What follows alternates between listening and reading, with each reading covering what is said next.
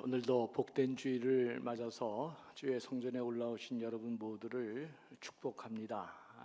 11월은 이 감사와 결실의 계절인데 하나님께서 이 첫 예배 은혜 주셔서 여러분 모두에게 살아계신 하나님 손이 영원토록 함께하는 축복이 있기를 주의 이름으로 축원합니다.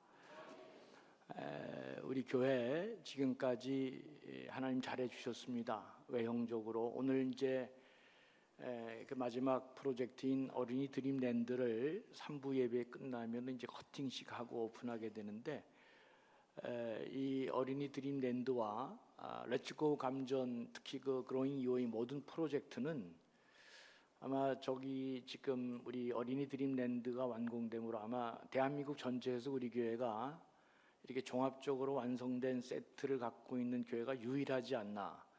그러니까 다른 큰 교회가 이걸 못 만들어서가 아니라 이런 생각을 갖고 시행하는 교회가 우리가 처음이다, 이제 그런 말입니다. 하나님 너무 잘해 주셔서 감사한 마음이 나는데, 이런 외형적인 성장을 보면서 11월 첫 주에 우리의 내면도 그와 더불어 같이 상승하고 그런 내공을 갖춘 우리 교인들이 됐으면 참 좋겠다 하는 마음으로 오늘 산상수훈에 나오는 한 부분의 말씀을 이제 같이 우리가 나누면서 참된 부흥과 결실을 꿈꾸기 위해서 우리가 내적 영성과 맷집을 정말 좀 길러내면 좋겠다.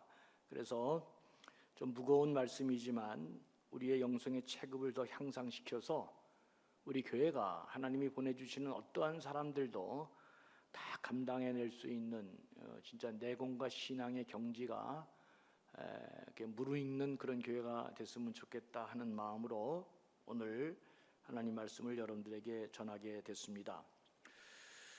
오늘 말씀을 읽으면 이게 무슨 말이야? 도대체 이게 무슨 말인지 모르겠다, 이렇게 말할 수 있는 사람은 하나도 없습니다. 너무나 선명하고 분명하게 말씀이 적혀 있기 때문에 그렇습니다. 누군가가 내 오른뺨을 치거든 왼편도 대고, 누군가가 너의 속옷을 가지고자 하면 겉옷도 주고, 억지로 오리를 가자 하면 십리를 가고, 뭐 이런 예수님이 하신 말씀을 여러분 우리가 대할 때 처음에 드는 마음은 어떤 마음일까? 여러분 어떤 생각이 드세요? 혹시 여러분 하나님 말씀 읽다가 이 말씀이 마음에 꽂혀서 이렇게 혹시 살아본 적은 있으신지요? 나에게 무엇인가 이렇게 부당하게 취하려고 하는 사람에게 그 사람이 의도하거나 기대하는 것보다 훨씬 더 많은 것을 흔쾌히 제공해 줘 본 적이 혹시 여러분 있으신지요? 만일 우리가 이 말씀대로 살아갈 생각이 전혀 없다, 그런 생각이 든다면 하나님의 이 말씀은 도대체 우리에게 무슨 의미가 있는 것인가? 도대체 이 말씀은 오늘 우리들에게 어떤 것을 지금 의미하고 우리를 깨닫게 하도록 하는 것인가? 뭐 이런 여러 가지 생각이 들었습니다. 우리가 잘 아는 러시아의 대문호 톨스토이는 산상수훈의 말씀에 크게 감동을 받고 평생 그는 이 말씀을 문자 그대로 살아보려고 몸부림쳤던 아주 대단한 세계가 나온 문학가이죠. 여러분이 잘 아는 이게 비폭력 저항운동의 이렇게 만들었다는 인도의 마하트마 간디도 그 기독교인이 아닙니다. 그럼에도 불구하고 그분은 이 산상수훈을 읽고 그 자신의 비폭력 저항운동을 내적으로 만들어낸 위대한 정신을 여기서 배웠다, 그렇게 얘기했습니다. 신학자 로빈슨은 산상수훈은 인간 윤리의 최고봉이다, 그렇게 말했고, 플럭이라는 신학자도 산상설교는 천국의 대헌장이다, 그랬습니다. 일본의 신학자인 흑기라는 사람은 산상설교를 가리켜서 수백 개의 보석으로 꾸며진 왕관이다, 이렇게 극찬했습니다.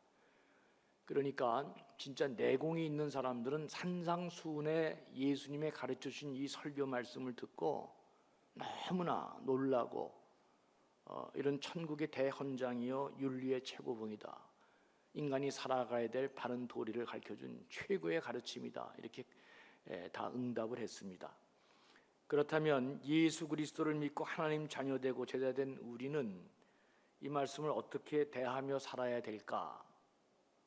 오늘 그것을 함께 나누면서 우리의 신앙의 그 지평을, 또 우리 신앙의 내공의 힘을 또 한번 향상시키는 그런 기회가 됐으면 좋겠다 하는 마음입니다. 먼저 구약의 율법을 살펴보면 구약의 율법의 가르침은 오늘 예수님이 서두에 얘기한 것처럼 눈은 눈으로 이는 이로 갚으라고 하는 것입니다. 출애굽기 21장 23절에서 25절 말씀을 보면서 한번 확인해 보겠습니다. 그러나 다른 해가 있으면 갚되 생명은 생명으로 눈은 눈으로 이는 이로 손은 손으로 발은 발로 된 것은 된 것으로 상하게 한 것은 상함으로 때린 것은 때림으로 갚을지니라 그랬습니다. 한마디로 얘기하면 동해보복의 원칙이죠. 동일하게 해를 받은 것 그대로 갚아주는 동해보복의 원칙을 구약 성경이 말하고 있는 것입니다. 그러니까 내게 해를 끼친 사람에게 같은 정도의 똑같은 해를 가하는 것입니다. 레위기 24장 19절과 22절에도 동일한 말씀이 있습니다. 사람이 만일 그의 이웃에게 상해를 입혔으면 그가 행한 대로 그에게 행할 것이니 상처에는 상처로 눈에는 눈으로 이에는 이로 갚을지라. 남에게 상해를 입힌 그대로 그에게 그렇게 할 것이며 짐승을 죽인 자는 그것을 물어줄 것이고 사람을 죽인 자는 죽일지니 거류민에게든지 본토에게든지 그 법을 동일하게 할 것은 나는 너희 하나님 여호와임이니라 그랬습니다. 그러니까 구약 율법을 보면 같은 정도로 갚아주라 이게 하나님의 명령입니다. 그러니까 어떤 잘못을 하고 예를 들어서 남한테 좀 구체적으로 한 20만 원어치의 손해를 줬다. 그러면 용서해달라 그러면 참된 용서는 뭐가 되는 거죠? 반드시 20만 원을 갚고 용서를 해달라고 해야 되는 것입니다. 그거 넘어가면서 대충 이렇게 뭉개는 거 그거는 바른 정신이 아니다. 구약은 정확하게 남에게 해를 끼치면 그대로 그것을 보상하는 게 중요하다. 그리고 지금 보면은 이게 조금 유치하다는 생각도 듭니다. 왜냐하면 신약의 하나님이신 예수 그리스도께서는 원수까지도 사랑하라 그렇게 가르치는데 그런 가르침과 비교해 보면 이게 얼른 이해가 좀 되지 않는 것 같다는 이런 생각도 듭니다. 근데 고대 사회에서는 이런 동해보복복의 원칙이 굉장히 너그럽고 수준 높은 법이었습니다. 왜냐하면 사람들은 할 수만 있다면 자기가 피해 입은 것보다 몇 배 이상으로 복수하고 또 원수를 갚는 그런 죄된 본성이 있기 때문에 그렇습니다. 여러분 다 그렇죠? 내가 누구에게 해를 입고 이렇게 손해를 보면 또 내 자존심에 상하면 여러분 그 사람이 동일하게 갚아주는 사람은 세상에 한 사람도 없습니다. 반드시 몇 배를 해줄까요? 여러분 2배라고 얘기하려고 그러죠. 3배입니다. 3배 이상. 절대로 2배도 아닙니다. 사람은 자기가 받은 상처를 자기가 받은 해를 제일 큰 것으로 생각하기 때문에 동일하게 절대로 가지 않습니다. 몇 배 이상으로 그 보복을 하고 원수를 갚게 돼 있어요. 그렇기 때문에 이 법은 구약에 나오는 이 법은 고대 사회에서 인간의 악한 본능을 억제하는 그래도 그 당시 때는 이게 굉장히 훌륭한 법이었다. 절대로 그 이상으로 갚아서는 안 된다. 딱 그만큼만 하라는 그런 내용이 담겨 있는 것입니다.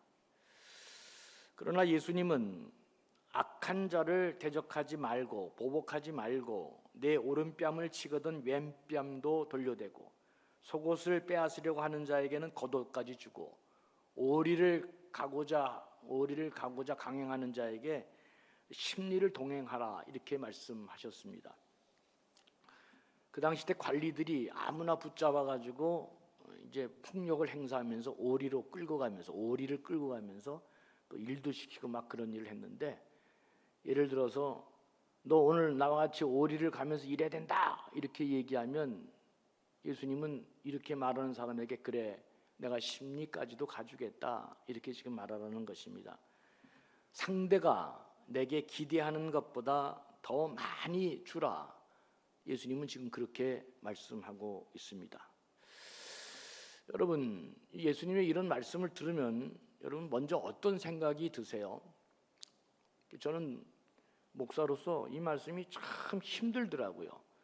지금까지 설교해 본 적이 없는데 오늘 우리 교회 하나님 너무 잘해주시고 외형적으로 자꾸 성장하니까 걸맞는 내공이 갖춰지지 않으면 이게 다 소용이 없겠다 해서 저도 이 말씀을 오늘 제가 목사 된 이후로 처음으로 한번 이 말씀을 갖고 여러분과 나누는데, 여러분 악한 세상이 많은 이런 삶을 사는데 우리가 이 거친 세상에서 지금 내가 악착같이 살아도 내 삶을 지탱하기 어려운데 주님이 가르쳐 주신 이와 같은 삶을 살라?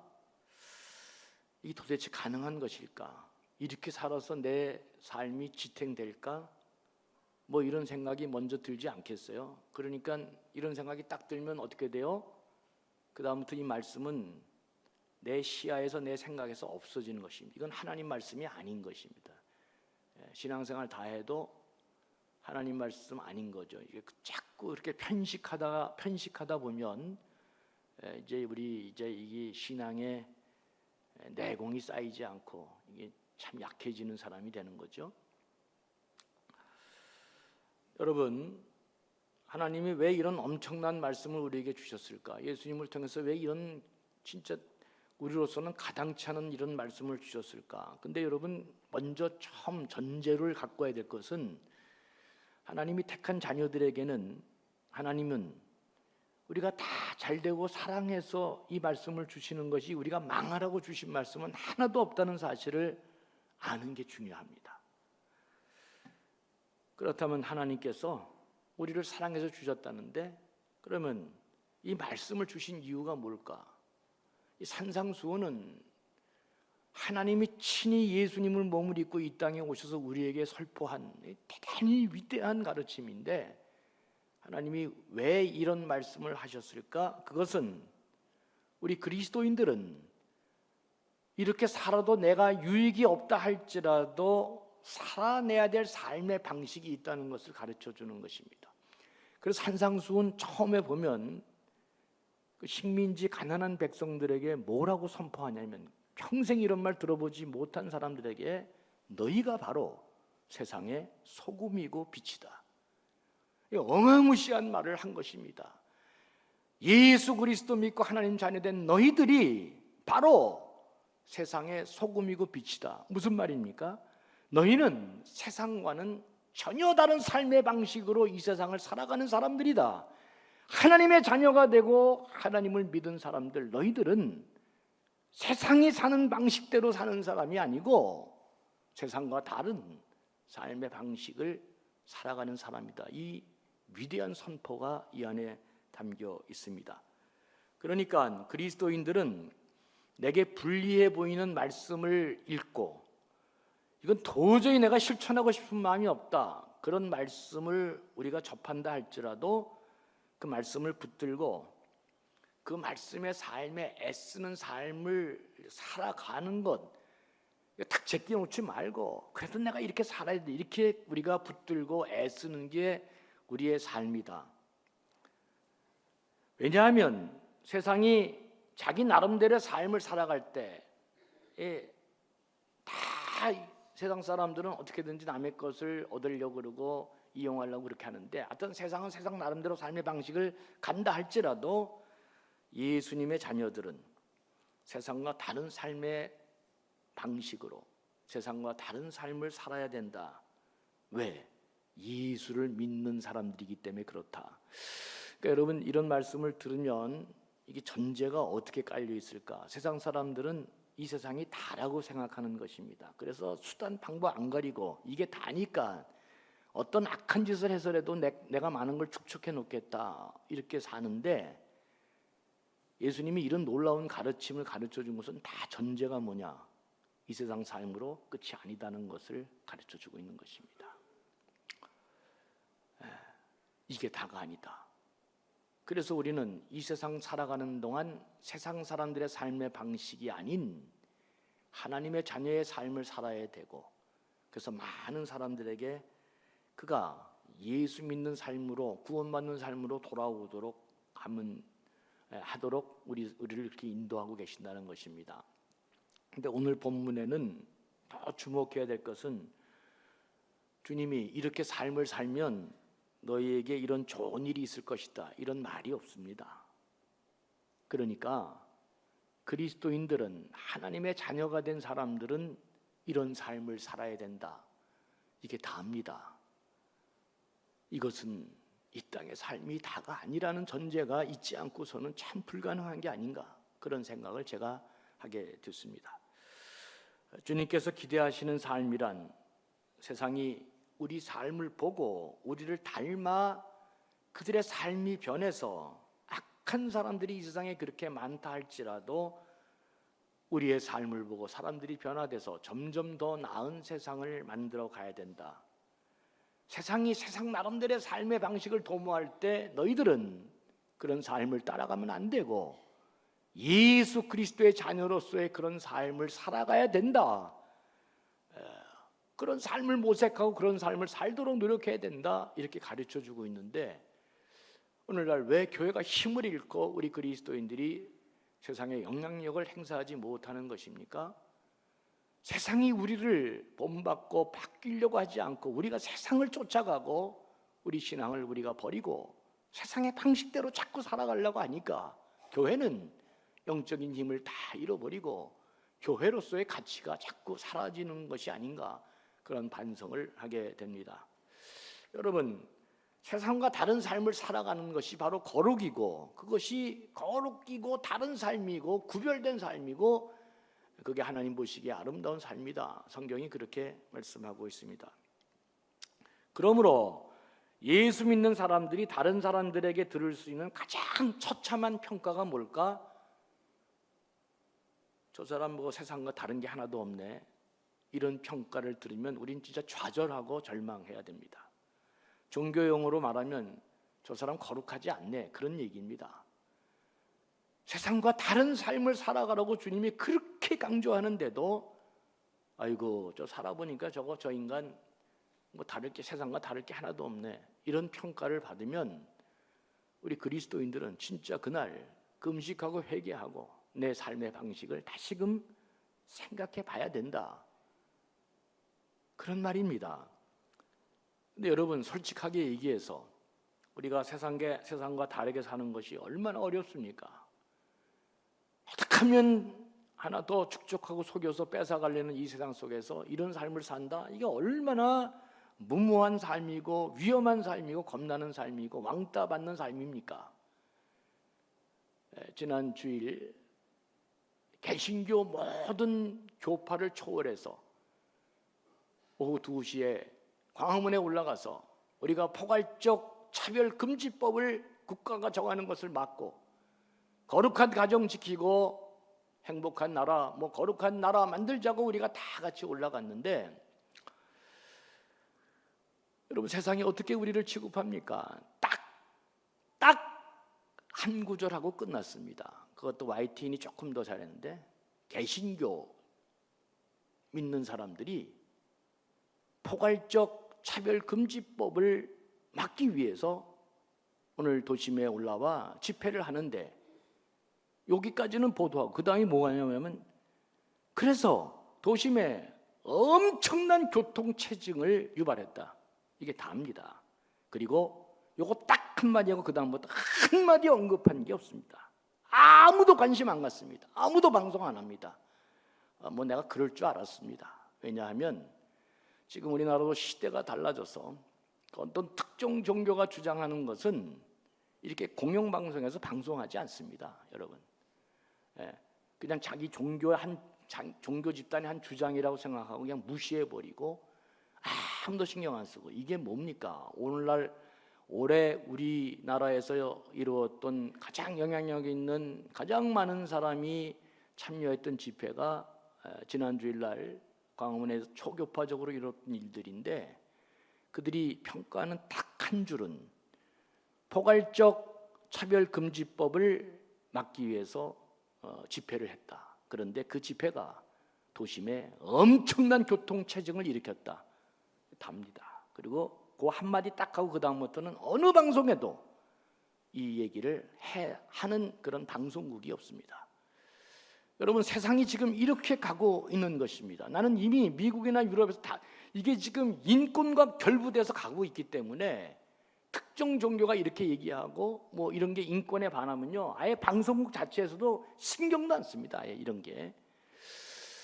이런 시대 속에 우리가 세상과 다르게 사는 거, 이건 뭘로 승부해야 되느냐, 우리 삶으로 승부해야 되는데 이게 너무나 이게 어려운 것입니다. 그래서 우리도 우리 길을 버리고 자꾸 세상의 방식을 쫓아가는 것입니다. 그렇지만 여러분, 어떻게든지 간에 하나님 말 쓰고 붙들고 살아야 그게 세상을 구원하는 길이고 우리가 사는 길이고 또 하나님의 영광을 돌리는 길인데, 그러니 이 말씀을 그냥 폐기 처분하고 아예 이런 거 이거 다 그냥 지워버리고 오늘도 이렇게 살면 죽지 하고 간두고 살면은 여러분 어떤 일이 벌어져요? 그럼 이게 하나님의 나라가 이 땅에 이루어질까? 그러면 어떻게 됩니까? 우리는 그래도 말씀 붙들고 살아야죠. 그러니까 어떻게 하면 사는 게 가장 좋겠어요? 제가 생각하기에는 오리를 가자면 십리도 갈 수 있게 가는 그렇게 삶을 살려면 누구부터 하면 되냐? 가정에서부터 하면 되겠다. 그렇죠, 여러분? 남편 잘해주는 게 그렇게 억울해요? 부인 잘해주는 게 그렇게 억울합니까? 반응이 없네. 가정에서부터 이 일을 한번 해보자는. 왜냐하면 이렇게 내공을 안 키우면 우리는 주님이 우리를 구원하고 하나님 자녀 만들고 제대로 삶을 살 수 없기 때문에 그렇습니다. 연습을 해야 되는데 손해봐도 괜찮을 사람부터 먼저 하자, 이제 그런 얘기입니다.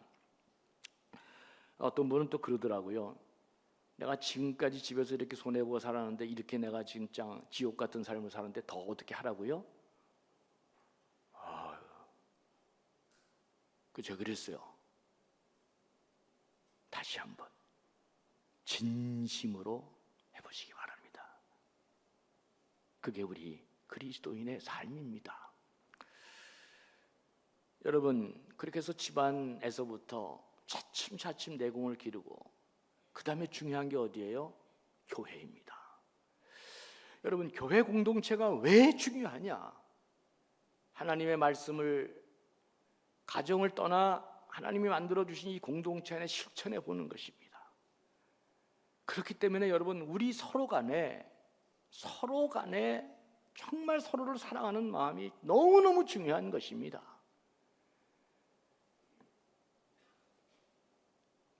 누군가가, 내가 그 얘기 자꾸 하잖아요. 누군가가 밥을 사줬다. 여러분, 밥 사주는 거 당연한 일이에요? 먹어도 되는 일이에요? 아니면 이거 굉장한 일이에요?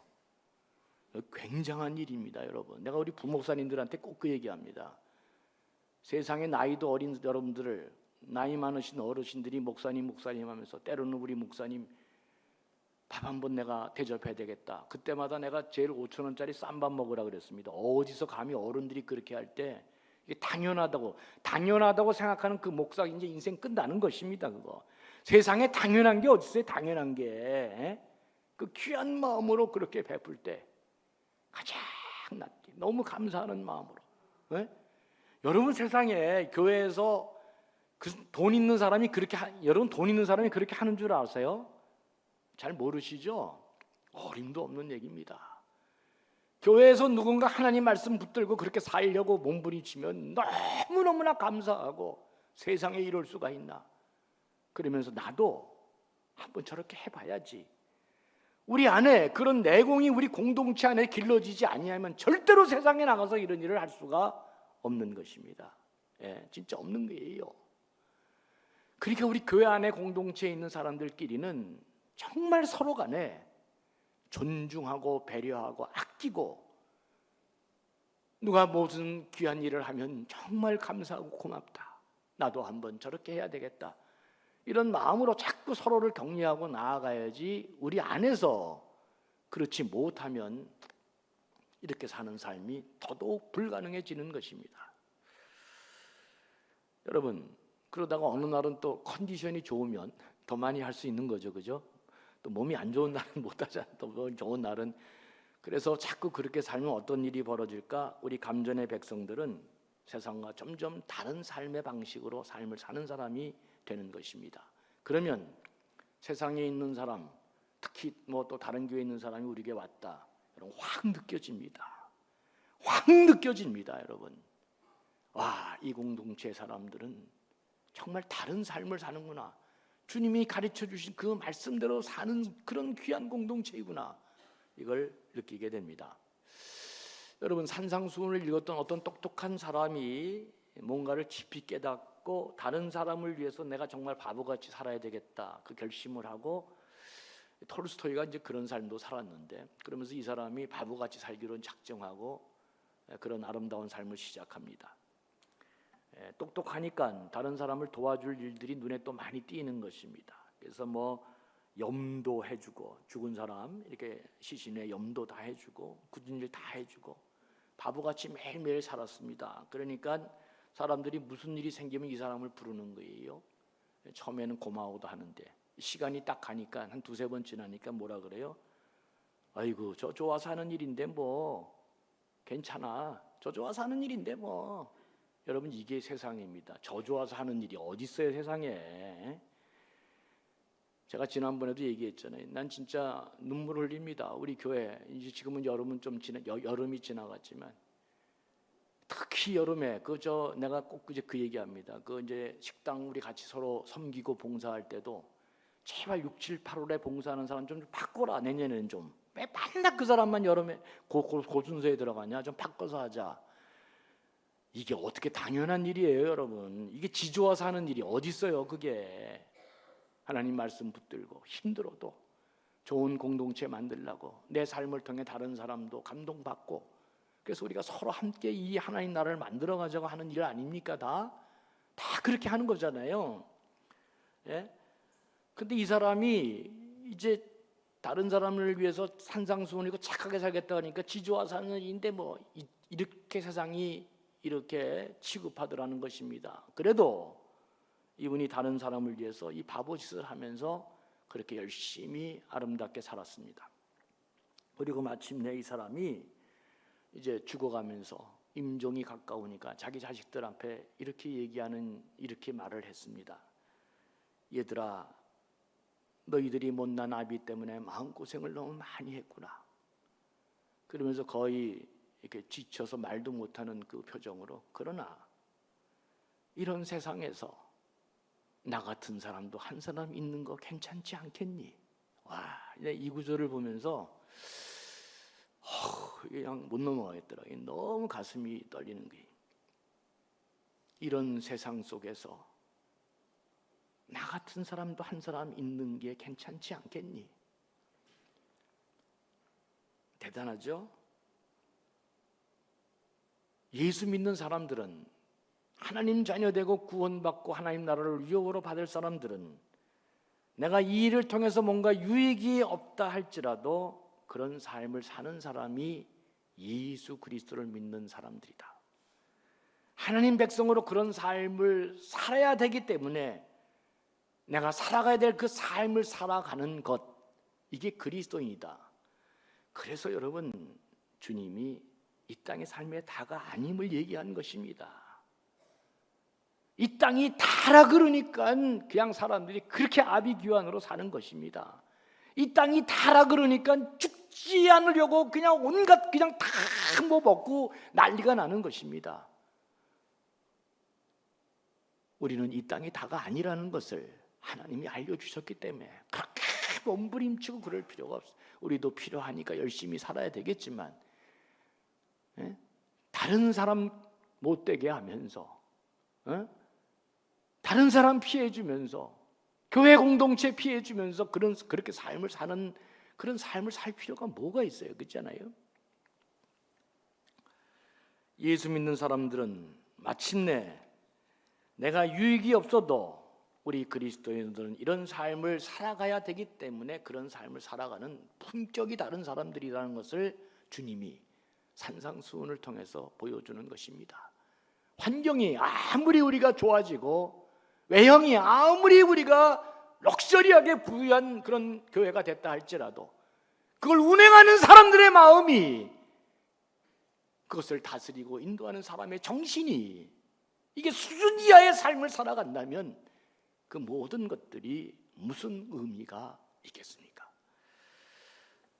나로부터 시작해서 점점 더 사람들이 감동을 받고 세상에 점점 더 그렇게 사는 사람이 많아지면 훨씬 더 살만한 세상이 되고, 그러면서 하나님 나라가 이 땅에 이루어지는 것입니다. 그런데 솔직히 한번 얘기해야 되잖아요. 상대가 내가 그렇게 선한 행위로 계속 참고 가는데, 오리를 가져오면 심리도 가고 다 이렇게 해서 넘어주고 가는데 끝까지 상대방이 그 악한 의도를 계속하면 어떤 일이 벌어지냐? 그러면 여러분, 악한 사람들은 되게 그럽니다. 아, 요거 내 봉이네, 이렇게 살아도 되겠네, 다 알잖아요. 그래서 계속 그 못된 짓을 계속하고, 그러면 세상은 점점 더 나아지지 않는 세상이 되는 것입니다. 이게 이제 가정에도 이상한 아들이 있고 교회 안에도 꼭 그렇게 이렇게 좀 이상하게 행동하는 사람들이 있잖아요.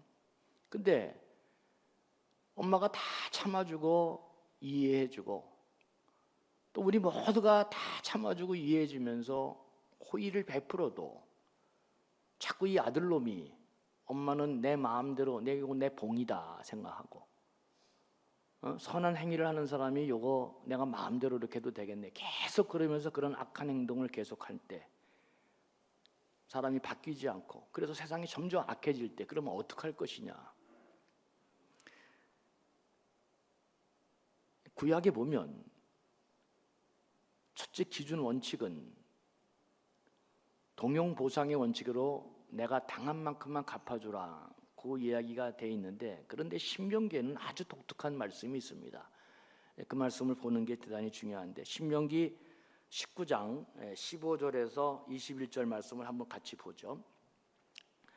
사람의 모든 악에 관하여 또한 모든 죄에 관하여는 한 증인으로만 정할 것이 아니요 두 증인의 입으로 또는 세 증인의 입으로 그 사건을 확정할 것이며, 그러니까 어떤 사람의 죄는 어떤 사람이 말은 한 사람 갖고는 이제 이게 올바른 게 되냐, 두세 사람의 증인이 있어야 한다, 그런 얘기인데, 만일 위증하는 자가 있어 어떤 사람이 악을 행하였다고 말하면 그 논쟁하는 쌍방이 같이 하나님 앞에 나아가 그 당시의 제사장과 재판장 앞에 설 것이요, 그러니까 어떤 사람이 위증하고 거짓말하면서 저 사람 악한 일 했다 그러면은 제사장과 하나님 앞에 나가서 그 죄를 가려야 된다. 그래서 18절에 보면 재판장은 자세히 조사하여 그 증인이 거짓 증거하여 그 형제를 거짓으로 모함한 것이 판명되면, 19절이 중요합니다.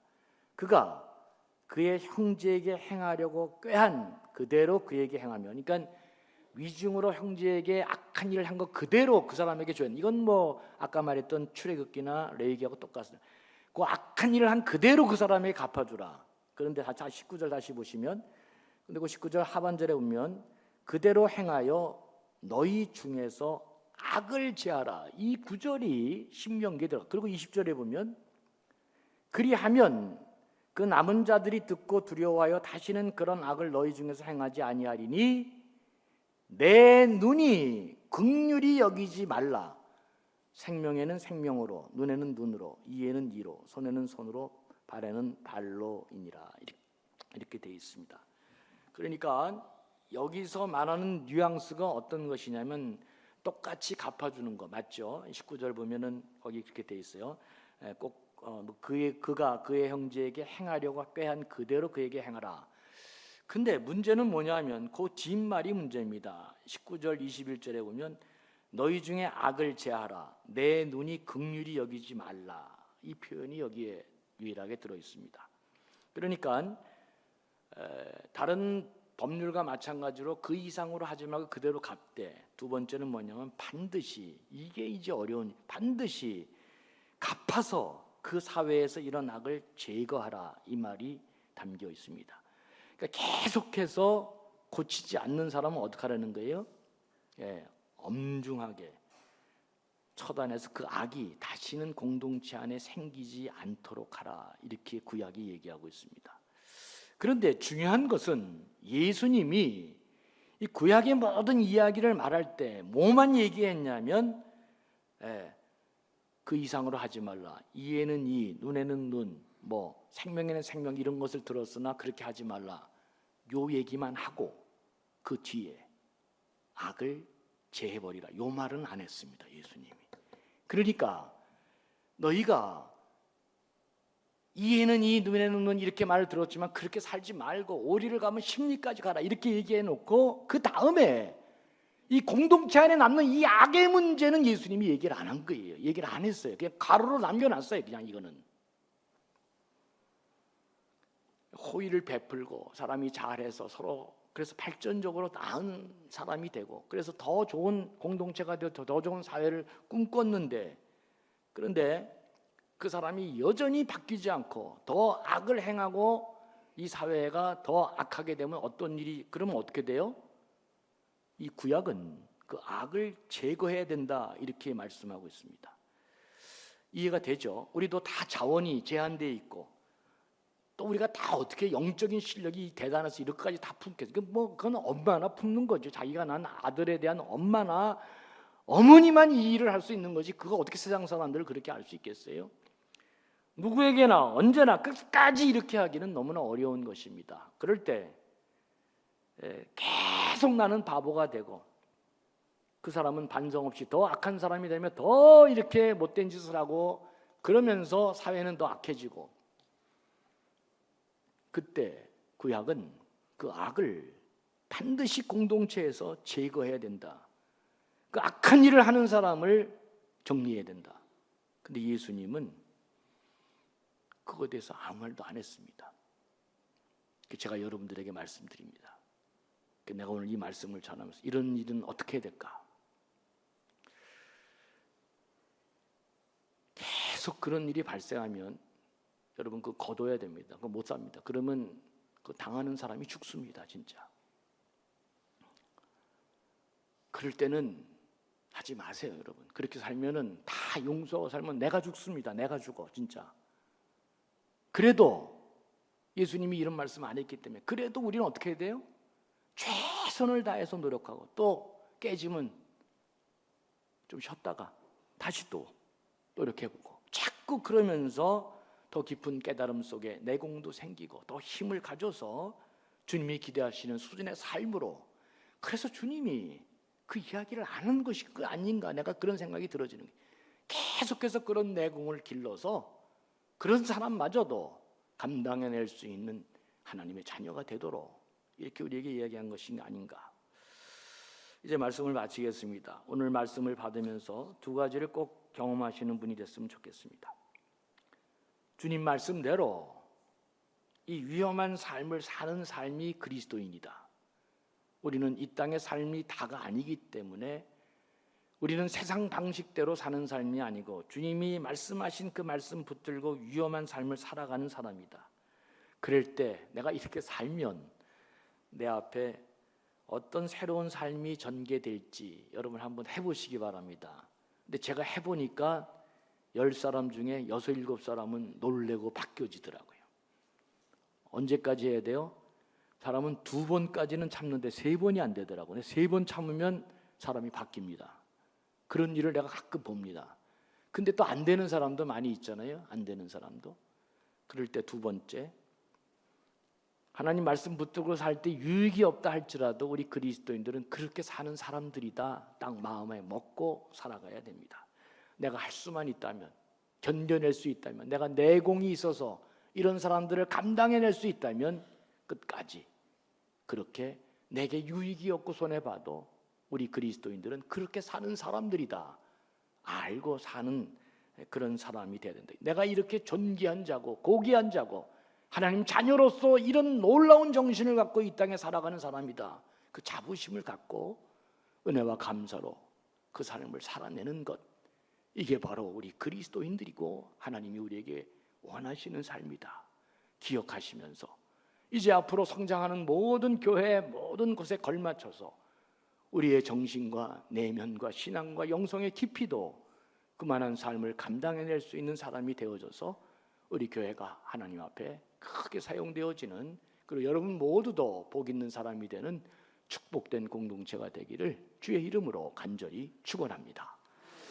긍휼이 풍성하신 아버지 하나님, 말씀을 따라 다소 위험한 그런 삶을 실천해 가더라도 하나님이 보여주시는 그 놀라운 세계를 기대하며 말씀 붙들고 가는 저희들 되게 도와주시옵소서.